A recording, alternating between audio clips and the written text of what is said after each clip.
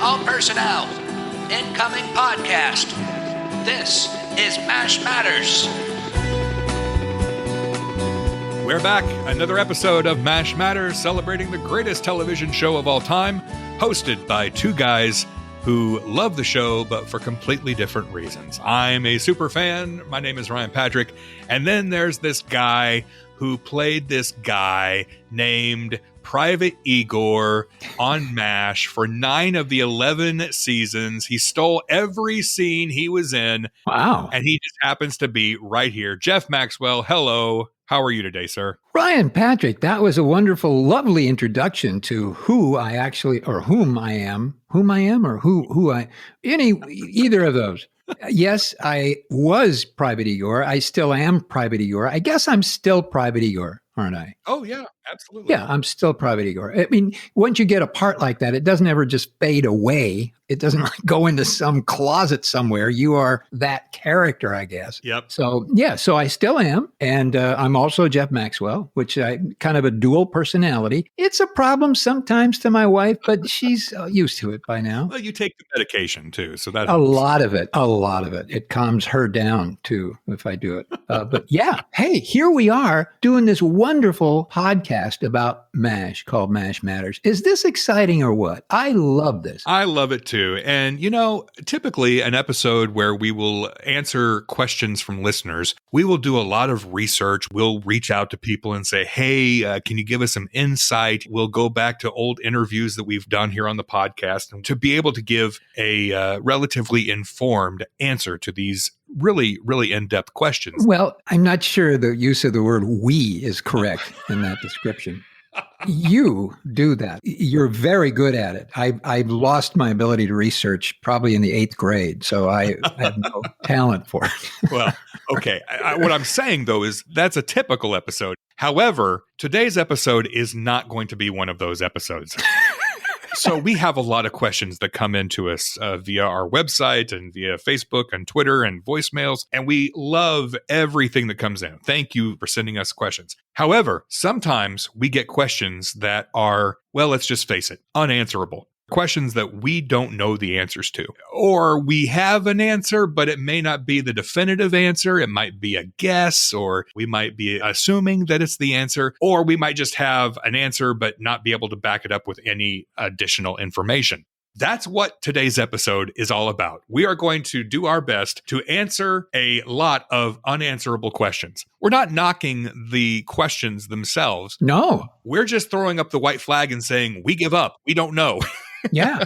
You know, they're very good questions. Yeah. Very good questions. We just don't know the answer to them. But we also know that there are a lot of smart, ardent MASH fans out there who may know the answer to some of these questions. And so what we're going to do is we're just going to run through these questions. We have a bunch to go through. And some of these questions are old. We've been sitting on them. And one of the reasons we've been sitting on them is because we've been trying to find the answers. And we just haven't been able to find a satisfactory answer to some of these questions. If you hear a question that you know the answer to that we don't, please share the answer with us. And, you know, we'll send you a MASH Matters sticker, or we'll, you know, cream some weenies and throw them in a Tupperware dish and UPS them to you overnight. It gives you the opportunity to shame two people, two very nice guys. Yes. Because Ryan is a tremendous fan, a tremendous researcher, and Jeff is, you know, he was there. So you can shame them both. It gives you bragging rights, right? Indeed. And you get maybe a keychain for shaming two wonderful guys. So we are going to run through these questions here in just a moment. Now, before we do that, though, I wanted to thank Scott. Scott sent us a message, I think through Facebook, and he said, hey guys, love the show. The reason I'm writing is someone from Canada recently wrote to you, and they said they couldn't find where to watch MASH on TV. You can let anyone who listens from Canada know that I watch it on TLN, which is Teletino. He says that's channel 599 on Rogers Cable, but you can go to tln.com and you can find out where else you can watch MASH in Canada. Wow. That might be the only real question we answer today. Well, now that we've done that, let's get right into the horribly embarrassing questions that we will have no ability to answer. The first one we have is going to be a thrilling episode. Is this a double negative episode or something? Like we don't know the answers and we don't know what we're doing or something like that. I don't know. From Terry in Minneapolis. Do either of you know? Well, of course, we've already said no, we don't. But anyway, do either of you know why Pat Morita, Captain Pack, wasn't used more than 2 episodes? He was awesome. Love the podcast. Igor rules. All right. Actually, I kind of do know why Pat Morita was not used more than 2 episodes. Really? His breath. Horrible. Terrible breath. Could not get within 4 feet of him without going, oh, God. 2 episodes was enough. They wouldn't let him on the stage. They tried to give him, what about some mouthwash, Pat? No, he wouldn't stand for it. I don't know. Deep apologies to the estate of Pat Morita. He was a very, very talented, wonderful man and a wonderful actor and a wonderful performer. Pat Morita, breath aside, he was the best. And I'm kind of kidding about the breath, But we're not kidding when we say we don't know. We don't know. We don't know why Pat Morita was only used in 2 episodes. Now, he went on, of course, to appear in the first season of Happy Days. He played Arnold for the first season, and that was 1975 to 1976. His episodes of MASH aired December 73 and January 74. So I don't know if Happy Days played into that. It seems like that's too far of a time span there for Happy Days to have conflicted with MASH. Yeah. I don't know if Happy Days was the reason that he wasn't used in more episodes on MASH. And maybe he had other work, or maybe there was other work he did between MASH and Happy Days that conflicted. It could have just been that he committed to another project and contractually he could not get out of it. I don't know, but he is on record. There was an article, and I can put it in the show notes, from MeTV. He basically thanked MASH for giving him his first legitimate role that really kind of propelled him to do Happy Days. And then, of course, going on to Mr. Miyagi and Karate Kid. Yeah. So if anybody out there knows the reason why Pat Morita wasn't used in more than 2 episodes, please let us know. My guess, besides the breath thing, is that it's very possible that the writers were just kind of not necessarily coming up with the best story for him to be included in the show. There's nothing personal, I'm sure. It was just a question of, gee, you got to find a story, and gee, does this character fit there? And it might not. And so, the writers get off on a different kind of path, and it just may not have come up. So it came up enough so that we recognize him and loved his performances. But it's probably just one of those showbiz things, and nobody sat down and say, hey, we don't want that guy around here anymore. Right. I'm sure that didn't happen. From Josh, he says, hi, Ryan and Jeff. Thank you so much for this podcast. I am a longtime MASH fan who has seen every episode at least 7 to 8 times, some many more. However, I just recently discovered your podcast. It's very striking to me how you mention how many people have written to you to say that their memory of the show is watching with their parents, because that is my memory as well. It was something I grew up watching with both my parents, especially my mom, and I think that bond it helped create is one of the reasons I love the show so much. After high school, I joined the Army, and I ended up serving 3 years in Korea, not far from Uijeonbu, where the show was supposed to take place. My oldest daughter was actually born in St. Mary's Uijeonbu Hospital. Wow. Anyways, I just wanted to drop you guys a note to say thanks, and also drop in a few questions. Thanks for taking the time to do this for the fans. So his questions are, do you have any memories of Lori Bates? She played a blonde nurse extra from around season 6 to season 10. I was always fascinated by her. Do you know why she was no longer seen after around season 10? His second question, which actually I don't know is unanswerable, but do you know why some background characters such as Igor, Kelly, and Gwen stayed around for so long, but others such as Leslie Scorch, Ginger, Margie Cutler, and others didn't? Was that a decision on the part of those actors, or was there a director or producer decision behind it? Okay, so which question should we tackle first here?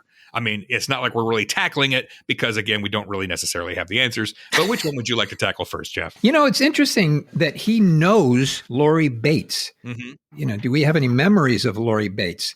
No, I don't. I'm sure she was a wonderful person. I just don't know that I remember Lori Bates. Now, if you saw a picture of her, if you go to IMDb and search Lori Bates, Laurie, if you've seen all the episodes of MASH, when her picture pops up, you'll go, oh, yeah, her. IMDb credits her with 12 episodes. She only has one other acting credit, and that was as an uncredited party girl in the movie Big Wednesday, which was a surfing film back in the late 70s. So I don't know what happened to Lori before MASH or what happened to Lori after MASH, why she was not used in more episodes. Again, I don't think she ever had a line in any of the episodes, but she was one of those nurses that was kind of always present. Besides that, I have no idea, no clue. I couldn't really find any information about her. Mm-hmm. So the other question is why some of the secondary characters stayed longer than others. You know, he brings up Leslie Scorch and Ginger, and actually Margie Cutler we're going to talk about in another question coming up here. Jeff, I'm assuming there is no one-size-fits-all answer to this question. No. Well, I because it's been a few years since all of this happened, I'm struggling a little bit to remember Leslie Scorch and Ginger and Margie Cutler and exactly who they were, what kind of category they came into the show as. If they were extras, then they would have been part of the preferred pool of people that were usually chosen to be extras in the show, so that it would kind of keep everything consistent in terms of the camp and the same people around. Yeah, they weren't extras. Now, the reason you may not remember them as well is because they were more prevalent in the first season. Aha! Before you came along. Wasn't even there. Didn't know. Yeah, okay. Margie Cutler, again, we're going to talk about her here shortly, but that was Marsha Strassman. Oh, okay. Leslie Scorch, she was Henry's love interest really in the first season. And then Ginger Bayless was very prominently featured in the pilot episode, kind of as a love interest of Spear Chucker. Mm-hmm. Why they didn't stick around, why they weren't used. Maybe they just got other work. Maybe there were contractual issues. Who knows? We really don't know. Yeah, we really don't know, which takes us back to the introduction of this episode. We have no idea what we're talking about. And we're sort of proud of it on this episode anyway. Yep. Yes, they were probably hired for certain shows, and then either that character just wasn't necessarily thought of again to bring back within the context of a story. That would explain some of it. But if they needed to say, hey, let's do the thing with a girl that somebody liked, yeah, they would try and bring that actor back. But if that didn't happen, then the actor wasn't brought back. And again, it's nothing personal. It's just showbiz. That's kind of what happened. Yes. And from Grant, what an amazing podcast. Thank you, Grant. Okay, next. Go ahead, Ryan. See, we have no answer for that. No, Grant says, the combination of Ryan, the true MASH fan, talking with Jeff, who was just there doing his job and has so many great insights, is a wonderful and entertaining mix. I relate very much to Ryan, and I put myself in his place as he talks to Jeff and draws out so much wonderful insight from Jeff. I watch MASH almost daily on DVD, so I know most episodes probably too well, but I am always trying to look deep into the actors, the details, and wondering about various show details.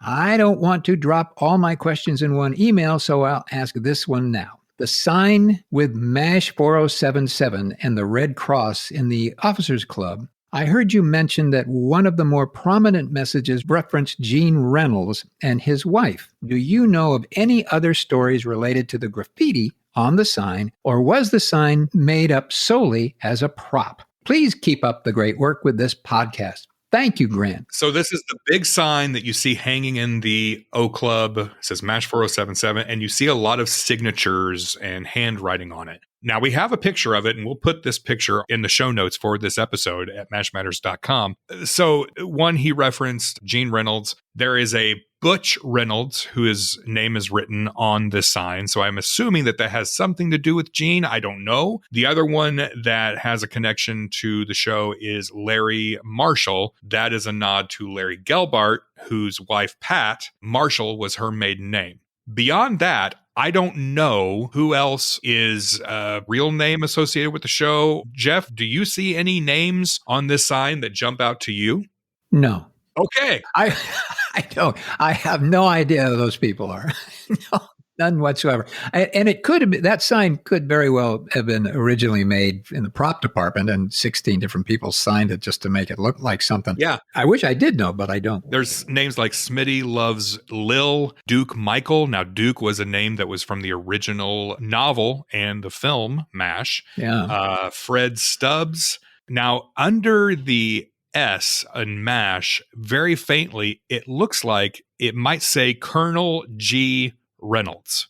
So that obviously would be Gene Reynolds. It's written very faintly. Yeah, we don't know. Maybe these were some of the crew who made up some of these names. Maybe they're friends of producers. I don't know. Actually, there was a gentleman who was the kind of head of the prop department, set decorating on this show, and his name was Doug Stubbs. Okay. And maybe that's a nod to Doug. I don't know. It could be. So if anybody knows any stories behind some of these names from this sign, again, please let us know and we'll send you a sticker.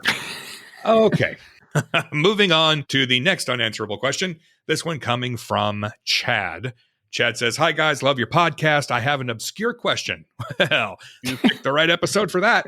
There's an early episode where Radar is talking on the radio to Sparky at Soul, and he mentions a book that Sparky sent to him. It was a risque Victorian book, and he said he liked it, but when he got to that chapter that it was torn out, he asked who did it, and Sparky says, "Everybody." Here's the question. The next thing Radar says is, "Hot Cherokee." Hot Cherokees.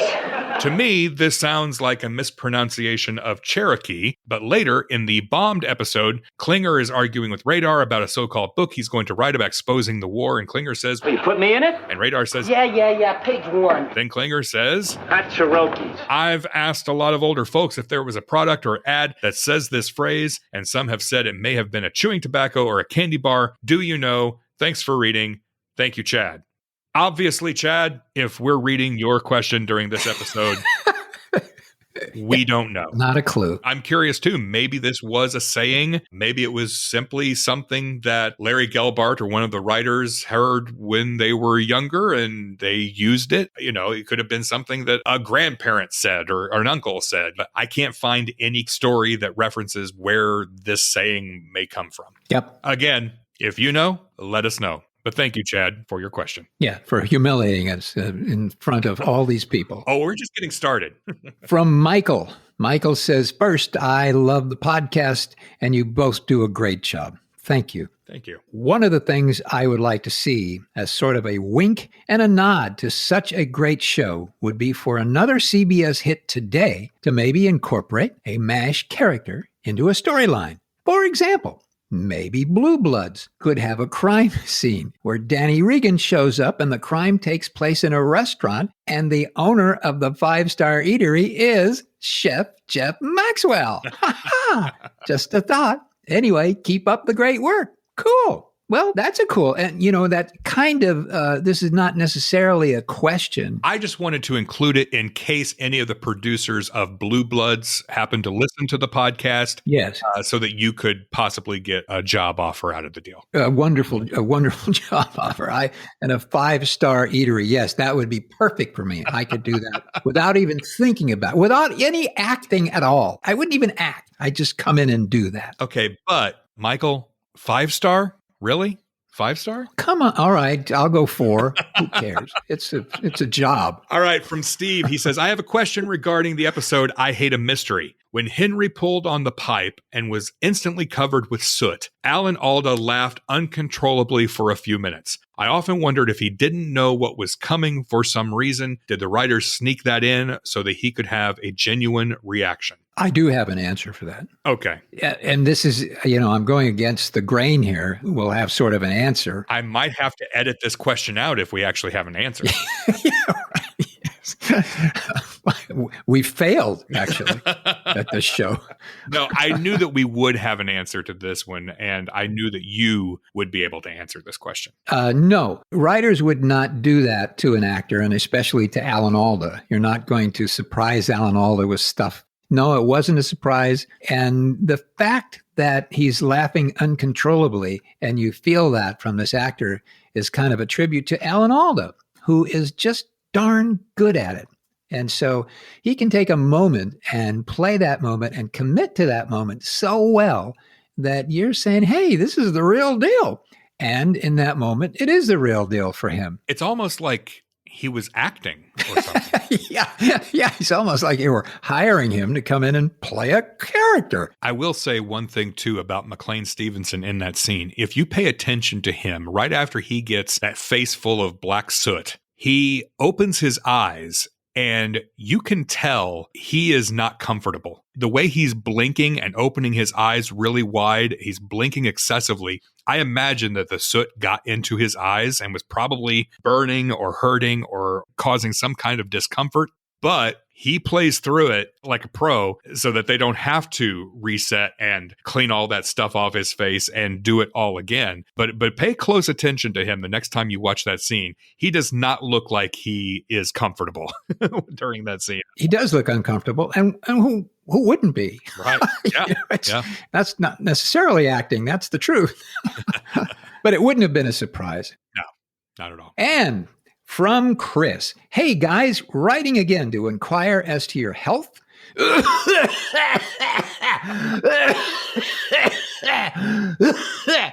Okay, I'm fine. Your health and safety during this wild time, but perhaps more uniquely, I wonder if anyone can find out why Marsha Strassman, Nurse Cutler, left the show. All my research has afforded is that she seemed to remember her time on the show fondly, but there's nothing I can find as to why she would have left. All of season 1 is peppered with sights of her and very well-written exchanges with the long-term cast. Any ideas? I couldn't find anything really about her leaving the show. She was just written out of the show with no real explanation. Now, she went on to appear in many other projects. Most famously, she was Mrs. Cotter on Welcome Back, Kotter. That show began in 1975. So again, it could be that she left MASH to go to Welcome Back, Kotter. One thing I did find out, though, that I didn't know about her was that she was a recording artist at one point and actually released a few songs and had some regional success on the charts with one song in particular.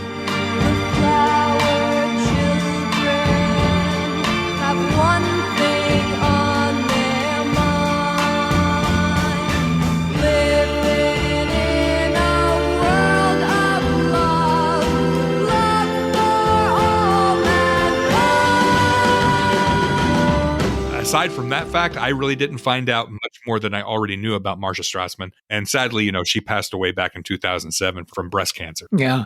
Beautiful woman, a fine actress, and would have been interesting to see what would have happened to Nurse Margie Cutler had she stayed on for a little while longer, but we'll never know. Now, Jeff, do you have any insight? I think, as you suggest, that perhaps it was just a show business decision. It is a business, and actors are out there to earn a living and do what they need to do that. And so possibly, her agent asked for more money and they said no, or they wanted a guarantee of a certain number of episodes and they said no, or it wasn't anything to do with that. It was simply another job. And maybe, she was involved with other shows that she did pilots. A lot of actors will be in pilots that never air or never get seen, but they're working on them for a couple of months. And so that would take up time and that would dissuade her from doing a MASH for 2 days or something because she's got a great job on another show making a whole bunch of money.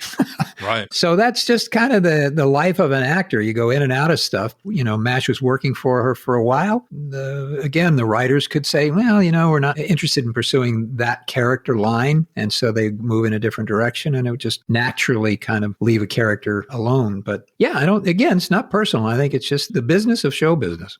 And from Darren. Hello, Ryan and Jeff. I was wondering about something that maybe Jeff could shed some light on.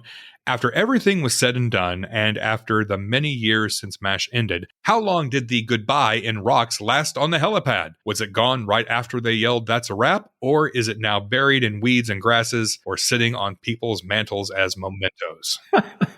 That's a good question. What are those rocks on your mantle? Oh, well, that was from MASH. Oh, yeah. Okay, sure. Yeah, great. I have no idea. It's a good question. I have zero idea whether they're still out there or they're buried or people have, sold them like they sold the Berlin Wall. I don't know, chopped them up and sold little pieces. It could be, moon rocks or I don't know. I just see some guy standing in an alley going, "Hey, buddy, you want to buy a rock?" This was in the B of goodbye. Right. There's a premium for the B. Not everybody has the B. There were 2 O's. Those aren't worth as much.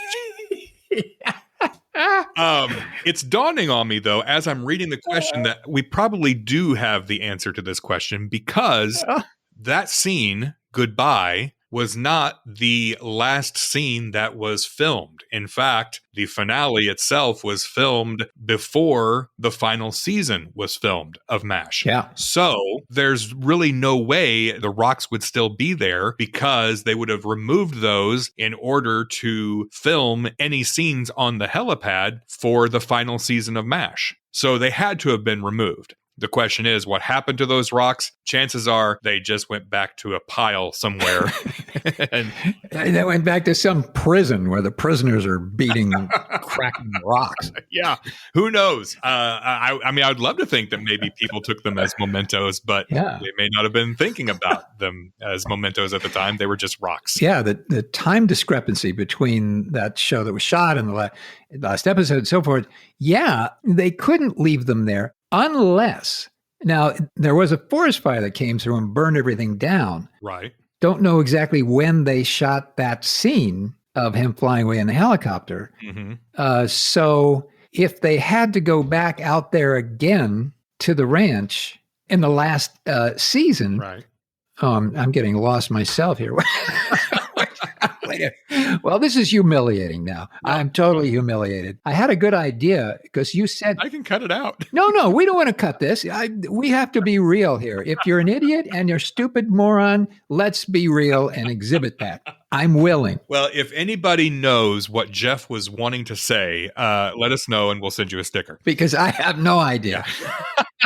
Somebody out there will piece this together that might have a brain. You probably will figure out what I was trying to say, because in fact, I will figure it out and we'll bring this up in another episode. Let's move on. Oh, why?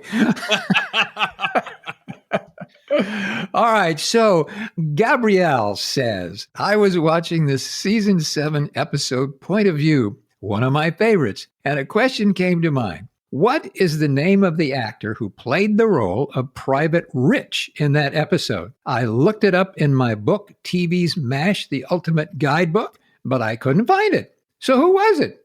Thank you for a great podcast. I did find the answer to this. Oh. Private Rich is the soldier who is injured, and we are seeing the episode Point of View through Private Rich's eyes. We never see his face. We do see his body. We see his hands. We see his feet. We hear his voice at some point. In the very final moments of the episode, you hear Private Rich's voice for the first time. I'm going to plug your tube, and I want you to talk very quietly and carefully. Just a few words now. Okay, talk. Don't know what to say. You just spoke volumes. I can tell you that an actor named David Stafford is credited with voicing Private Rich. Now, even though I found the answer, the reason we're putting it in this unanswerable question episode is because we know that was David Stafford's voice, but I don't know if that was David Stafford's hands or his feet or any part of his body. And I really don't know much more about David Stafford. He does have several credits on IMDb ranging from Lou Grant all the way up to CSI Miami. His last credit was 2010. So to answer your question, Gabrielle, David Stafford voiced Private Rich, but I don't know anything beyond that. Here's a guess. Mm-hmm. If I can still use my brain, what's left of it. He would have been hired, an actor would have been hired to do the voiceover work. He or she would have been paid the SAG, whatever it was, amount for the voiceover work, according to his agent and whatever they worked out. The physicality of a body part would have been cheaper than that actor coming in to do the voiceover work. So if they're paying a voiceover guy, he comes in for one day and goes through, records everything that is needed to be recorded in that episode, 1 or 2 days, whatever he's hired for. That's one rate of pay. But doing a body part would have been a cheaper rate of pay. So probably they hired the actor to do those voiceovers because they knew that's what, they needed to show up for the part. Mhm. But having a hand or a shoulder or a body part or an eye or whatever, that could have been anybody. And you would, instead of paying a daily rate for a voiceover actor, you would perhaps being paid a daily rate for an extra that was upgraded to a different price, a little bit more money for the day. Gotcha. So my guess is there was an actor and there was another person who had body parts who was cheaper. And I've often wondered how they shot that episode. I don't know if that body is the body of the cameraman who is holding the camera, because everything, again, is through the eyes of Private Rich. So I'm not sure if that is the case or if the cameraman was directly behind or over the shoulder of the actor playing Private Rich. So if anybody has any information about that as well, please share that information with us. Were there any rocks involved in that episode? I just wondered if Let me answer that with the phrase that's all the rage this episode. I don't know. Okay. I'll accept that. All right. From Mark, he says, is it true Alan Alda starred in a TV pilot where he was an astronaut with a talking dog, or is this an urban legend? I need to know.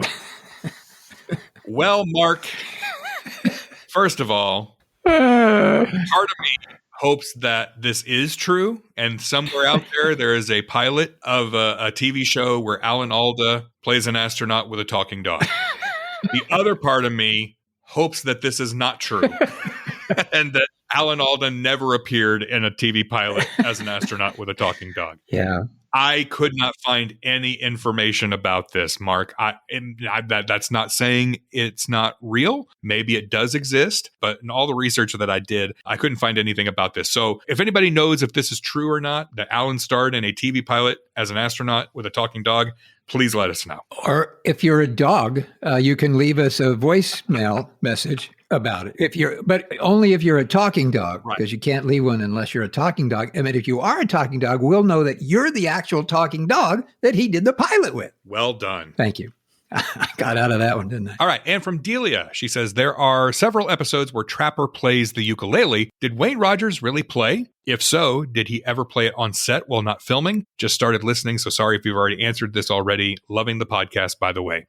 Well, Delia, I did some interesting research about Wayne Rogers and his ukulele skills. Actually, it's not very interesting at all. I just Googled, did Wayne Rogers play the ukulele?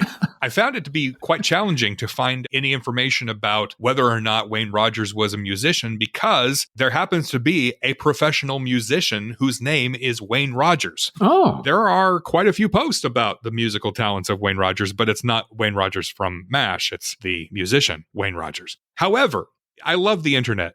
I found a post on fleamarketmusic.com from 2003. Well, that's got to be reliable. In 2003, somebody asked the question whether or not Wayne Rogers was really playing the ukulele. And a commenter named David R. said, and I quote, "I don't think he is really playing. His hand on the fretboard don't seem to go where the chord tones should be." So there you go. I'm going to take David R. at his word and say that no, he was not really playing the ukulele, unless you have some information to the contrary.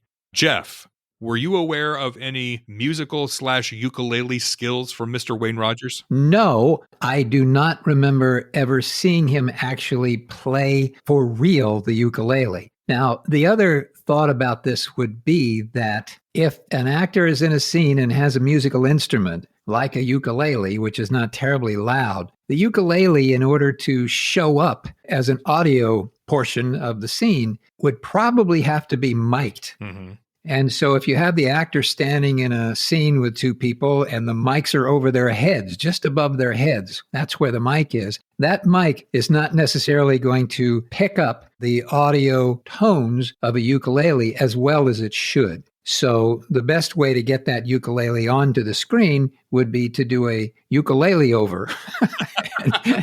That's a technical term. Technical term. Instead of a voiceover, it would be a ukulele over, where the ukulele would be played by somebody, recorded properly, and then inserted into the scene. That would be my take on what happened to that ukulele issue. Yes. So I think we can probably say it was most likely not being played by Wayne Rogers. Right. But I am actually an incredible oboe player. So any of the scenes that you saw me playing the oboe behind the food counter, it actually was me. Those scenes were cut for syndication, though. So Yeah, I think so. Heartbreaking, really heartbreaking, especially to the oboe people out there. They love me. Okay. And from Rob. Just found this on YouTube. Can't believe I didn't know about it. MASH is my all-time favorite show. It's my happy place. By the way, what was the significance of banana daiquiris? Just curious. Thanks for the podcast. Well, thank you, Rob, for saying all those nice things. And I'm going to live up to this episode and say, I don't know. Guess what? Yeah. Neither do I. All right. Yeah. Perfect. First of all, hey, yeah, thank you for finding us on YouTube, Rob. In case people don't know, we have all these episodes also on YouTube. You don't see us. It's still just audio, but it's another outlet to listen to MASH Matters. So he asks about the significance of banana daiquiris. I thought that there was more than one reference to banana daiquiris. Daiquiris are mentioned several times throughout the run of the show, but as far as I can recall, the only mention of banana daiquiris was in Officers Only, when Henry goes up to the bar and says, I've been dying for a banana daiquiri. And how do you make that? You just take some bananas and some rum and some cream and some crushed ice and you just put it in a blender. What's the significance of banana daiquiris and MASH? I don't know. It could be one of two things. It could be that Larry Gelbart liked banana daiquiris. Yeah, very possibly. Or it could be banana daiquiris just kind of funny. Yes. Ding, ding, ding, ding, ding, ding. Yes. Right? Absolutely. You could say, hey, give me a rum and Coke. Well, that's not very funny. Not so funny. Nope. Just saying, give me a daiquiri is not that funny. Not so funny. But when you say, I've been dying for a banana daiquiri. Makes me laugh right there. that is comedy gold right there. And especially coming out of that actor's mouth, it's even better comedy gold. So, yeah, I think it was just a good joke. They probably sat and came up with, 16 different drinks. Well, which is funnier? And if anybody can remember another mention of banana daiquiris in any other episode of MASH, please let us know. And from Ben, I was wondering if you guys have any way of asking any of the surviving actors if they know the answer to who played General Douglas MacArthur in the season 3 episode Big Mac. The actor was uncredited and there is debate about it online. Well, Ben, you have asked probably the most unanswerable question in the MASH universe. Who played Big Mac? There is a myth that it was Robert Mitchum. Now, I will say that the actor who played General MacArthur did have a slight resemblance to Robert Mitchum, but that is not Robert Mitchum. If Robert Mitchum is going to appear on television, he's not going to do it in a 5-second cameo where he has no lines whatsoever. Who was it, though? Nobody seems to really know. And if we could find the answer to this, the definitive answer to who played General Douglas MacArthur in Big Mac, I think we would be heroes to the MASH universe. But Jeff, I don't know. Do you? Again, living up to this show, I have no idea. Don't know. Yeah. It'd be fun if it was Robert Mitchum. It'd be fantastic, but I don't think it is. I'm going to have to look at that episode again. Maybe I can figure it out. If we could crack this case, again, we would be heroes. But as of right now, in this episode, we don't know. Couldn't tell you. I feel like we've just done nothing but spend an hour of time letting everybody down. But we're living up to the theme of this episode. Right. We can't answer any. We don't know. But we have failed a couple of times because we've actually provided a couple of answers. So Yeah, that's true. That's true. we failed maybe 20% of the time, and we're successful not knowing anything for the other 80%. In the professional baseball world, we would have a pretty good batting average. Darn straight. Yeah. Big leagues. All right. So we're going to wrap up this episode with a voicemail. This one is from Ezekiel. Hello, my name is Ezekiel Gomez, and I live in Houston, Texas. Listen, one of the questions I always had about MASH is whose bra was in the information board that was outside the MASH unit, and what was their character about? That's the only question I asked. Whose bra was it in the board outside, the information board, and what was her character about? Thank you very much. Okay. Ryan, you want to take this one first? First of all, thank you for leaving that question. We appreciate it. Yes. Thank you for listening and for leaving the question. And for really inspiring this entire episode, Ezekiel. We really appreciate it. Yes. So if I'm hearing your question correctly, you are asking whose bra was hanging on the bulletin board in camp and what was that person's character all about? And that wraps up this episode of Mash Matters. Yeah. Thank you to everyone who sent in these great questions. Again, these are some really great questions. I just wish that we had really great answers for you. But if anybody has the answers, you can reach out to us through Facebook, through Twitter, email us mashmatterspodcast@gmail.com. And you can also call and leave a voicemail under 3 minutes in length at 513-436-4077. And that includes any lingerie producers out there that may know the answer to his question. Before we go, we want to give a quick shout out to our Patreon VIPs. We couldn't do this without you. Thank you so much to Corporal Houston Burt and Corporal Frank Alexander, Captain Michael Leodoro, Captain Steve Field, Captain Ethan McCaffrey, Captain Matt Sell, and Major Aaron Gilson. We salute all of our Patreon VIPs. You too can enlist as a VIP at mashmatters.com/support. Side note, we do not guarantee that we will say your name correctly when we salute you as a Mash Matters VIP. Well, I'd like to salute Captain Steve Field, and I'd like to salute Captain Steve File, just in case. We're covering everybody here, okay? 2 for the price of 1, right there. Yep. Thank you so much for these great questions. We promise, though, that in future episodes, we will actually try to find some real answers to these questions.